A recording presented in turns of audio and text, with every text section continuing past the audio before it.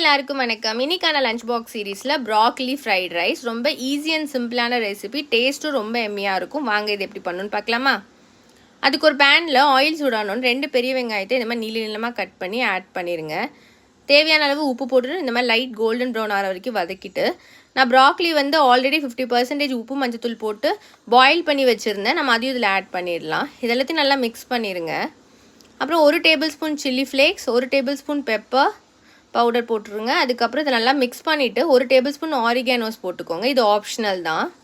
நான் பாஸ்மதி ரைஸை குக் பண்ணி வச்சுருந்தேன். அதையும் இதில் நம்ம ஆட் பண்ணிடலாம்.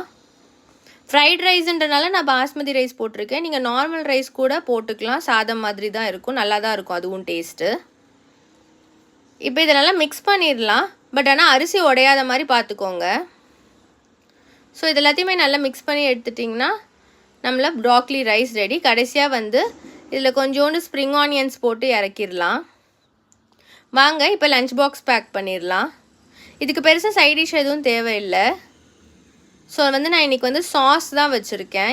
இதுவும் ஆப்ஷனல் தான். உங்களுக்கு வேணுன்னா சாஸ் பேர் பண்ணிக்கலாம், இல்லைன்னா வேண்டாம். இன்றைக்கான ஃப்ரூட் ஸ்நாக்ஸ்க்கு பைனாப்பிள் பேக் பண்ணியிருக்கேன். நீங்கள் என்ன லஞ்ச் பேக் பண்ணிங்கன்னு சொல்லி கமெண்ட் பண்ணுங்கள். இந்த மாதிரி மோர் வீடியோஸ்க்கு சப்ஸ்கிரைப் பண்ணி வச்சுக்கோங்க. Thank you, by.